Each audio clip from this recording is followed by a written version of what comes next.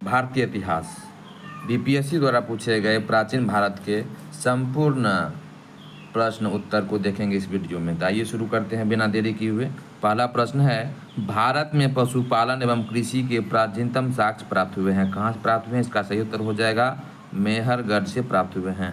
अब आगे बढ़ते हैं। अगला प्रश्न है कि सिंधु सभ्यता निम्नलिखित में से किस युग में पड़ता है? तो यह पड़ता है आद्य ऐतिहासिक काल में। सिंधु सभ्यता आद्य ऐतिहासिक काल में पड़ता है। आगे बढ़ते हैं। अगला प्रश्न है कि निम्नलिखित में से किसको कैलकोलिथ युग भी कहा जाता है? तो इसका उत्तर हो जाएगा ताम्र पाषाण युग को कैलको युग भी कहा जाता है। पांचवा प्रश्न है, सिंधु घाटी सभ्यता की सबसे महत्वपूर्ण विशेषता क्या है? इसकी सबसे महत्वपूर्ण विशेषता है ऑप्शन ए पकी ईंट से बनी इमारत। आगे बढ़ते हैं। अगला प्रश्न है, हड़प्पा में मिट्टी के बर्तन पर सामान्यतः किस रंग का उपयोग हुआ है? तो लाल रंग का उपयोग हुआ है। आगे बढ़ते हैं। अगला प्रश्न है, निम्नलिखित में से कौन सा एक हड़प्पा का बंदरगाह है? तो यह है लोथल एक हड़प्पा का बंदरगाह है। हड़प्पा नगर लोथल गुजरात के अहमदाबाद जिले में भोगवा नदी के किनारे स्थित है। यहाँ की सर्वाधिक महत्वपूर्ण उपलब्धि हड़प्पा कालीन बंदरगाह है। आगे बढ़ते हैं। अगला प्रश्न है, सातवां प्रश्न है कि निम्नलिखित में से कौन सा हड़प्पा कालीन स्थल गुजरात में है? अभी तुरंत हम लोग पढ़े ऑप्शन ए लोथल गुजरात में है।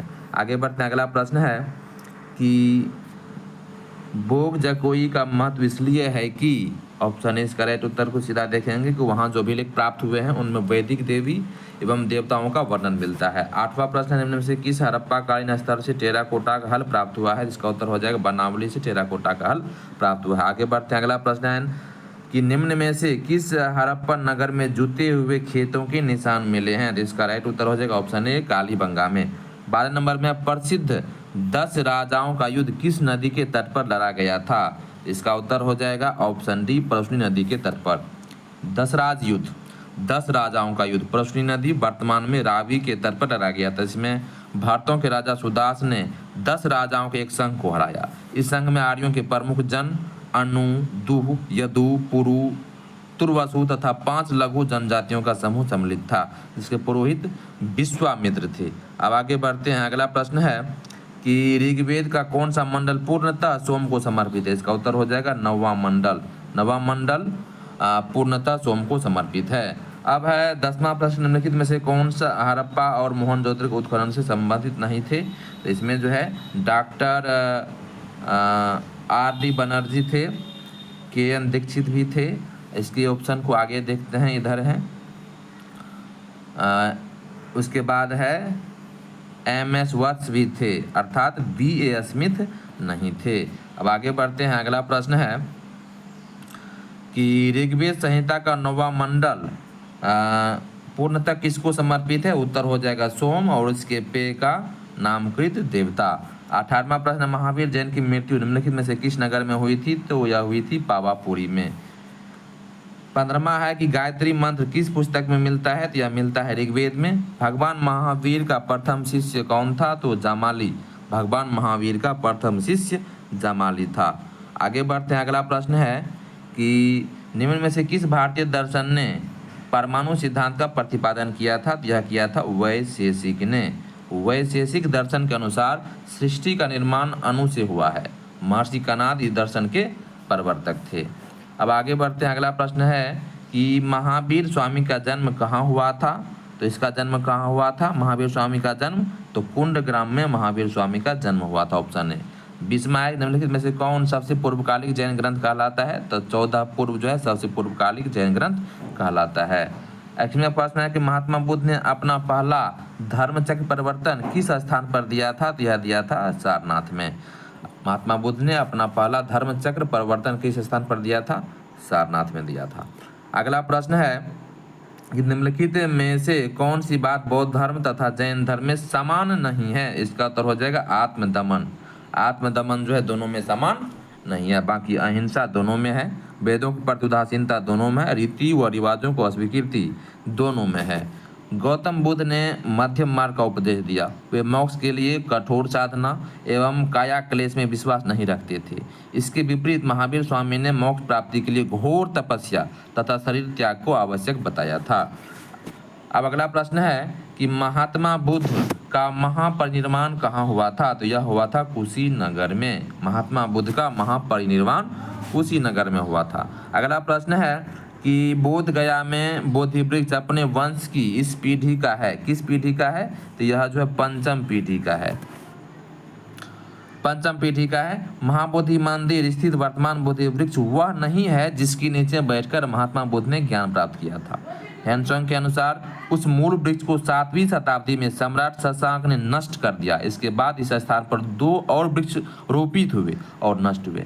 वर्तमान वृक्ष जिसे हम देख रहे हैं वह 5वीं पीढ़ी का वृक्ष है जिसे अलेक्जेंडर कनिंघम ने लगवाया था। अब अगला प्रश्न है कि त्रिपिटक किसकी धार्मिक पुस्तक है? त्रिपिटक किसकी धार्मिक पुस्तक है? तो यह हो जाएगा बौद्ध की जो है धार्मिक पुस्तक है त्रिपिटक। त्रिपिटक बौद्ध धर्म ग्रंथों में सर्वाधिक महत्वपूर्ण है। बुद्ध की मृत्यु के बाद उनकी शिक्षाओं को संकलित कर 3 भागों में बांटा गया। इन्हीं को त्रिपिटक कहते हैं। यह विनय पिटक संघ संबंधी नियम तथा आचार की शिक्षाएं हैं उसमें। सुत्त पिटक महात्मा बुद्ध के वचन है उसमें। और 3 में है अभिधम्म पिटक जिसमें दार्शनिक सिद्धांत हैं।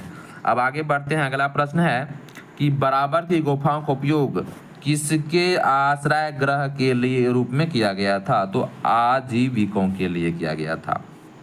अब है त्रिरत्न या 3 रत्न जैसे सटीक ज्ञान, सच्ची आस्था और सटीक क्रिया इनमें से किससे संबंधित है? किससे संबंधित है? तो यह है सी अर्थात जैन धर्म से संबंधित है। यह जो है त्रिरत्न जैन धर्म से संबंधित है। अब अगला प्रश्न है कि विश्व का पहला गणतंत्र वैशाली में किसके द्वारा स्थापित किया गया था? तो यह लिच्छवी के द्वारा स्थापित किया गया था। वैशाली के लिच्छवियों ने विश्व का पहला गणतंत्र स्थापित किया। वैशाली बुद्ध काल का सबसे बड़ा तथा शक्तिशाली गणराज्य था। लिच्छवी वज्जी संघ में सर्व प्रमुख थे। 28वां है कि आजीवक संप्रदाय के संस्थापक थे तो मक्खली गोसाल यह जो है आजीवक संप्रदाय के संस्थापक थे। 33वां है कि मगध की प्रारंभिक राजधानी कौन सी थी? तो राजगिरी गिरिव्रज मगध की प्रारंभिक राजधानी थी। अब आगे बढ़ते हैं। अगला प्रश्न है पाटलिपुत्र के संस्थापक कौन थे? तो पाटलिपुत्र के संस्थापक उदयन थे। पाटलिपुत्र की स्थापना अजातशत्रु के उत्तराधिकारी उदयन ने गंगा और सोन नदी के संगम पर एक किला बनाकर की थी। इसने मगध साम्राज्य की राजधानी राजगिरी से पाटलिपुत्र स्थानांतरित की। यह नगर शिशुनाग वंश, नंद वंश और मौर्य वंश की भी राजधानी रही थी। 34वां है अजातशत्रु के वंश का क्या नाम था? इसके वंश का नाम था हर्यक वंश था। 30वां है कि किस शासक द्वारा सर्वप्रथम पाटलिपुत्र का राजधानी के रूप में चयन किया गया था? तो उदयन द्वारा चयन किया गया था। अब आगे बढ़ते हैं। अगला प्रश्न है कि सैंड्रोकोट्स से चंद्रगुप्त मौर्य की पहचान किसने की थी? यह की थी विलियम जोन्स ने। विलियम जोन्स पहले विद्वान थे जिन्होंने सैंड्रोकोट्स की पहचान मौर्य शासक चंद्रगुप्त मौर्य से की। एरियन तथा प्लूटार्क ने चंद्रगुप्त मौर्य को एंड्रोकोट्स के रूप में वर्णित किया, जबकि जस्टिन ने सैंड्रोकोट्स, चंद्रगुप्त मौर्य और सिकंदर महान की भेंट का उल्लेख किया है। 31वां है निम्नलिखित में से किस राज ने पाटलिपुत्र बसाया था? तो यह बसाया था उदयन ने। अब आगे बढ़ते हैं। अगला प्रश्न है ब्राह्मी लिपि को सर्वप्रथम किसने पढ़ा था? जेम्स प्रिंसेप ने सबसे पहले ब्राह्मी लिपि को पढ़ा था। 40वां है अंतिम मौर्य सम्राट कौन था? तो बृहद्रथ जो है अंतिम मौर्य सम्राट था। अंतिम मौर्य शासक बृहद्रथ था। बृहद्रथ की हत्या इसके सेनापति पुष्यमित्र शुंग के द्वारा कर दी गई थी। अगला प्रश्न है मेगास्थनीज की पुस्तक का क्या नाम था? तो इसका नाम था इंडिका। किस अभिलेख में रुद्रदामन प्रथम को विभिन्न उपाध्याय वर्णित किया गया था? तो जूनागढ़ अभिलेख में। 38वां इंडिका का लेखक कौन था? इसका लेखक था मेगास्थनीज। अब आगे बढ़ते हैं। अगला प्रश्न है निम्नलिखित राजाओं में से किसका जैन धर्म के प्रति भारी झुकाव था? तो खारवेल। मेगास्थनीज दूत था किसका? तो मेगास्थनीज दूत था सेल्यूकस का। सेल्यूकस का दूत था मेगास्थनीज। अब है 43वां प्रश्न है कलिंग नरेश खारवेल का संबंध था। कलिंग नरेश खारवेल का संबंध किससे था? तो इसमें दिया हुआ उपर्युक्त में से कोई नहीं, अर्थात कलिंग के चेदी राजवंश का संस्थापक महाबेगवर्मन नामक व्यक्ति था, अतः इस वंश का नाम महाबेगवाहन वंश भी पड़ गया। इस वंश का सर्वाधिक शक्तिशाली शासक खारवेल हुआ। खारवेल के इतिहास अध्ययन का एकमात्र साधन हाथी गुफा अभिलेख है। अगला प्रश्न है कि चीनी यात्री सुंगयुन ने भारत की यात्रा की थी कब से कब तक, तो 515 ईस्वी से 520 ईस्वी तक। चीनी यात्री सुंगयुन 518 ईस्वी में भारत आया था। इसने अपने 3 वर्षों की यात्रा में बौद्ध धर्म की प्रतियां एकत्रित की थी। 44वां है प्राचीन भारत का नेपोलियन किसे कहा जाता है, तो इसे समुद्रगुप्त को कहा जाता है, प्राचीन भारत का नेपोलियन। 48वां है हर्षवर्धन के शासनकाल में किस चीनी यात्री ने भारत की यात्रा की थी। हर्षवर्धन के शासनकाल में किस चीनी यात्री ने भारत की यात्रा की थी, तो यह की थी हैंडसोंग ने भारत की यात्रा की थी। 45वां है गुप्त सम्राट जिसने हुनों को पराजित किया था, तो वह स्कंदगुप्त थे, गुप्त सम्राट। आगे बढ़ते हैं, अगला प्रश्न है कि कलहन की पुस्तक का नाम क्या है। कलहन की पुस्तक का नाम है राजत रंगिनी। कलहन ने राजत रंगिनी में कश्मीर का इतिहास लिखा। इस ग्रंथ की रचना कलहन ने जय सिंह के शासनकाल में पूर्ण किया। चंद्रगुप्त मौर्य के प्रधानमंत्री चाणक्य ने राजनीति शास्त्र पर प्रसिद्ध ग्रंथ अर्थशास्त्र की रचना की थी। 46वां है किस प्रकार की भूमि को अपरहत कहा जाता था। किस प्रकार की भूमि को अपरहत कहा जाता था, तो बिना जोती हुई जंगली भूमि को कहा जाता था। 50वां है कि औदंतपुरी शिक्षा केंद्र निम्न में से किस राज्य में अवस्थित था, तो यह जो है अपना बिहार में ही अवस्थित था। अब आगे बढ़ते हैं, अगला प्रश्न है कर्नाट वंश का संस्थापक कौन था। कर्नाट वंश का संस्थापक कौन था, तो नान्यदेव था।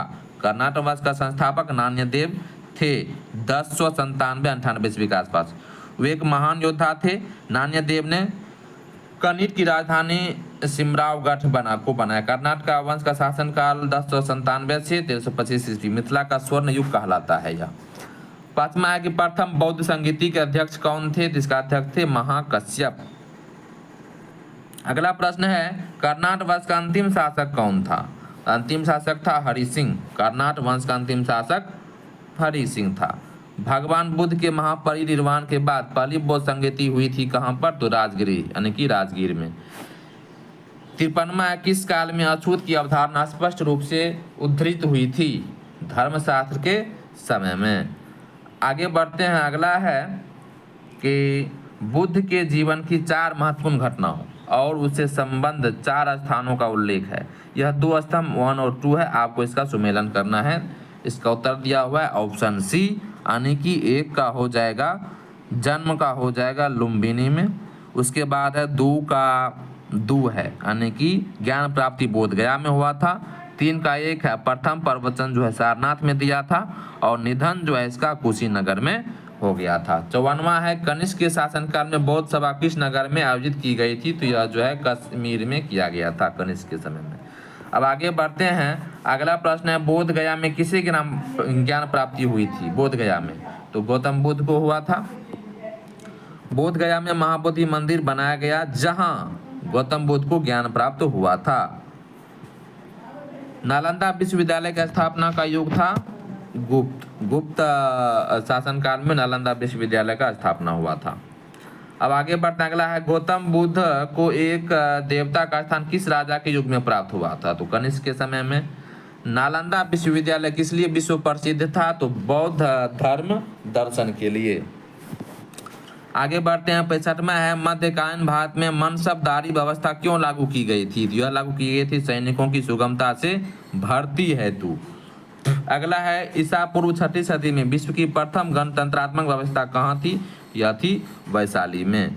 अब आगे बढ़ते हैं, अगला प्रश्न है 16 महाजन पदों की सूची उपलब्ध है। 62वां है 16 महाजन पदों की सूची उपलब्ध है। कहाँ पर उपलब्ध है देखते हैं। 16 महाजन पदों की सूची उपलब्ध है, तो यह उपलब्ध है ऑप्शन बी में, यानी कि इसका उत्तर जो है यहीं पर हो जाएगा अगंतुर निकाय में। अगंतुर निकाय में जो है 16 महाजन पदों की सूची है अगंतुर निकाय में। अभी 16 महाजन पद कौन कौन से हैं उसको भी देख लेते हैं। बौद्ध ग्रंथ अगंतुर निकाय में 16 महाजन पदों की सूची उपलब्ध है। इन्हें 16 महाजन पद कहा गया है। ये हैं अंग, मगध, काशी, कौशल, वज्जी, मल्ल, चेदी, वत्स, कुरु, पांचाल, मत्स्य, सूरसेन, अस्मक, अवंती, गंधार एवं कंबोज। इन सभी महाजन पदों में एकमात्र महाजन पद अस्मक दक्षिण भारत में स्थित था। जन वसव सूत्र में केवल 12 राज्यों के ही नाम मिलते हैं। जैन ग्रंथ भगवती सूत्र में भी 16 महाजनपदों की सूची मिलती है, किंतु वहाँ नाम कुछ भिन्न प्रकार से है। अब अगला प्रश्न है, नीचे 2 वक्तव्य दिए गए हैं जिनमें कथन ए और आर है, दोनों को ध्यानपूर्वक पढ़ना है। 12वीं शताब्दी का अंत तक नालंदा महाविहार का पतन हो गया और कारण है कि महाविहार को राजकीय प्रशय मिलना बंद हो गया था। अब इसका उत्तर यहाँ पर बी दिया हुआ है। दोनों ए और आर दोनों सही है, परंतु आर ए की सही व्याख्या नहीं है। 70 में नंद वंश के पश्चात मगध पर किस राजवंश के शासन किया गया था? तो मौर्य वंश। नंद वंश के बाद मौर्य वंश। नंद वंश की स्थापना शिशुनाग वंश का अंत करके की गई थी। नंद वंश में कुल 9 राजा हुए। उग्रसेन, जिसे पुराणों में महापद्म कहा गया, पंडुगति, भूपताल, राष्ट्रपाल, गोविशानक, दशसिद्धक, कैवर्त तथा नम्मा धननंद। अब आगे बढ़ते हैं। अगला प्रश्न है, जिसके ग्रंथ में चंद्रगुप्त मौर्य का विशिष्ट रूप से वर्णन है वह है विशाखादत्त। विशाखादत्त में चंद्रगुप्त मौर्य का विशिष्ट रूप से वर्णन है। विशाखादत्त कृत मुद्रा राक्षस से चंद्रगुप्त मौर्य के विषय में विस्तृत सूचना प्राप्त होती है। इस ग्रंथ में चंद्रगुप्त को नंदराज का पुत्र माना गया। मुद्रा राक्षस में चंद्रगुप्त को वृषल तथा कुलहीन भी कहा गया। 18वीं शताब्दी में धुंडी राज ने मुद्रा राक्षस पर टीका लिखी। मुद्रा राक्षस के अतिरिक्त विशाखादत्त के नाम से 2 अन्य रचनाओं का भी उल्लेख प्राप्त होता है, देवी चंद्रगुप्तम तथा अभिसारिका वंचितक। अभिसारिका बंधितक है। अब है 67वां मगध। प्रथम मगध साम्राज्य का उत्कर्ष किस शताब्दी में हुआ था? यह हुआ था ईसा पूर्व 6ठी शताब्दी में। प्रथम मगध साम्राज्य की महत्ता का वास्तविक संस्थापक राजा बिंबिसार लगभग 544 से 492 ईसा पूर्व था। मगध की राजधानी कौन सी थी? तो मगध की राजधानी दिए गए विकल्प में 2 विकल्प, ए और सी दोनों सही, यानी कि पाटलिपुत्र भी था, गिरिब्रज भी था। अब आगे बढ़ते हैं। अगला प्रश्न है, निम्नलिखित में से मगध का कौन सा राजा सिकंदर महान के समकालीन था? तो यह था धननंद, सिकंदर के समकालीन था। प्राचीन महाजनपद मगध की प्रथम राजधानी कौन सी थी? तो इसकी राजधानी, प्रथम राजधानी थी मगध की राजधानी, इसमें नहीं दिया गया है, पाटलिपुत्र भी था और वो गिरिब्रज भी था। अब आगे बढ़ते हैं। अगला प्रश्न है कि पाटलिपुत्र में स्थित चंद्रगुप्त का महल मुख्यतः बना था, किसका बना था? तो लकड़ी का बना था। पाटलिपुत्र में स्थित चंद्रगुप्त का महल मुख्यतः किसका बना था? तो लकड़ी का बना था। बिहार में पटना के समीप बुलंदी बाग एवं कुम्हरार में की गई खुदाई से मौर्य काल के लकड़ी के विशाल भवनों के अवशेष प्रकाश में हैं। इन्हें प्रकाश में लाने का श्रेय स्पूनर महोदय को है। बुलंदी बाग से नगर के परकोटे के अवशेष तथा कुम्हरार से राज प्रसाद के अवशेष प्राप्त हुए हैं। अब अगला प्रश्न है कि निम्न में से कौन सा क्षेत्र अशोक के साम्राज्य में सम्मिलित नहीं था? श्रीलंका नहीं था, बाकी अफगानिस्तान, बिहार और कलिंग था। 74वां है, अष्टप्रधान का गठन किसने किया था? तो शिवाजी ने किया था अष्टप्रधान का गठन। अब आगे बढ़ते हैं। अगला प्रश्न है, अशोक के शासन काल में बौद्ध सभा किस नगर में आयोजित की गई थी? यह पाटलिपुत्र में आयोजित की गई थी। निम्नलिखित में से किस मौर्य शासक ने दक्कन की विजय प्राप्त की थी? यह की थी चंद्रगुप्त ने। 79वां है कि अशोक के शिलालेखों में प्रयुक्त भाषा है, क्या भाषा है? प्राकृतिक भाषा है। अब आगे बढ़ते हैं। अगला प्रश्न है कि अभिलेख जिससे यह प्रमाणित होता है कि चंद्रगुप्त के प्रभाव पश्चिम भारत पर था, तो किससे प्राप्त होता है? यह पश्चिम भारत पर। ऑप्शन सी इसका उत्तर दिया हुआ है, यानी कि रुद्रदामन का जूनागढ़ शिलालेख से हमें यह जानकारी मिलती है कि चंद्रगुप्त का प्रभाव पश्चिम भारत पर था। अब आगे बढ़ते हैं। अगला प्रश्न है कि निम्नलिखित में से प्राचीन भारत की कौन सी लिपि दाहिने से बाईं ओर लिखी जाती है? यह है ऑप्शन सी खरोष्टी। प्राचीन भारत में खरोष्टी लिपि दाएं से बाएं लिखी जाती थी। इसे पढ़ने का श्रेय मेसन, प्रिंसेप, नॉरिस, लेसेन, कनिंघम आदि विद्वानों का। यह मुख्यतः उत्तर पश्चिम भारत की लिपि थी। 84वां है, कौटिल्य के अर्थशास्त्र में किस पहलू पर प्रकाश डाला गया है? तो राजनीतिक नीतियां पर प्रकाश डाला गया है कौटिल्य के अर्थशास्त्र में। 81वां है कि अशोक के धम्म का मूल संदेश क्या था?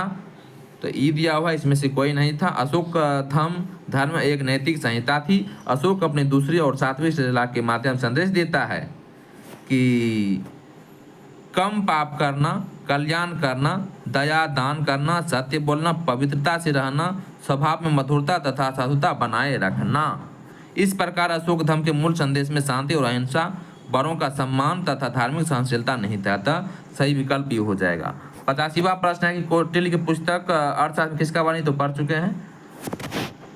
इसमें जो है कौटिल्य की पुस्तक अर्थशास्त्र किस विषय पर है, राजनीति पर है। अब आगे बढ़ते हैं। अगला प्रश्न है, केवल वह स्तंभ जिसमें अशोक ने स्वयं को मगध का सम्राट बताया था वह था भाब्रू स्तंभ। भाब्रू बैराट स्तंभ लेख में अशोक ने स्वयं को मगध का सम्राट बताया था। 86वां है कि मेगास्थनीज ने भारतीय समाज को कितनी श्रेणियों में विभाजित किया था, तो 7 श्रेणियों में विभाजित किया था। आगे बढ़ते हैं। अगला प्रश्न है कि आपने शिलालेख में अशोक सामान्यतः किस नाम से जाने जाते थे, अब तो प्रियदर्शी के नाम से जाने जाते थे। आगे बढ़ते हैं। अगला प्रश्न है कि मौर्य समाज का 7 वर्गों में विभाजन का विशेष रूप से उल्लेख किया गया है, किसमें, मेगास्थनी की पुस्तक इंडिका में। अगला प्रश्न है कि कला की गांधार शैली निम्न में से फली फूली कहाँ पर, तो कुषाणों के समय में गांधार शैली फला और फूला। आगे बढ़ते हैं। अगला प्रश्न है, पेरिप्लस ऑफ द इरिथ्रियन सी किसने लिखी थी, या लिखी थी, ऑप्शन ई यानी कि इसमें से कोई नहीं। पेरिप्लस ऑफ द इरिथ्रियन सी एक ग्रीको रोमन पेरिप्लस है। यह रोमन मिस्र के बंदरगाहों से नेविगेशन और व्यापार के अवसरों का वर्णन करता है। इसे लगभग 60 ईस्वी में अलेक्जेंड्रिया के एक अनाम नाविक ने लिखा। इसने भारत से आयात तथा निर्यात की जाने वाली वस्तुओं का भी उल्लेख किया। 93 इनमें से किस शासक ने चतुर्थ बौद्ध संगीति कश्मीर में आयोजित की थी, या कनिष्क किया था। अगला प्रश्न है कि वह स्रोत जिसमें पाटलिपुत्र के प्रशासन का वर्णन उपलब्ध है, इंडिका में है। 90 में पाटलिपुत्र को किस शासक ने सर्वप्रथम अपनी राजधानी बनाई थी, चंद्रगुप्त मौर्य ने। 94 शुंग वंश के बाद किस वंश के ने भारत पर राज किया था, तो कान्वा वंश यानी कि कण्व वंश ने शासन किया था। अब है, इनमें से किसने सर्वप्रथम व्यापक पैमाने पर स्वर्ण मुद्रा का प्रचलन किया था, व्यापक पैमाने पर स्वर्ण मुद्रा का प्रचलन किया था। इसका उत्तर हो जाएगा सी यानी कि बीमा कदफिसस ने, बीमा कदफिसस ने। अगला प्रश्न है कि राजा खारवेल का नाम जुड़ा है, किससे जुड़ा है, तो यह सी है यानी कि हाथी गुफा लेख से राजा खारवेल का संबंध जुड़ा हुआ है। अगला प्रश्न है कि गुप्त युग में भूमि राजस्व की दर क्या थी, तो उपज का 6ठा भाग था। 96 है, नगरों का क्रमिक पतन किस काल की एक महत्वपूर्ण विशेषता थी, क्रमिक पतन था गुप्त काल से।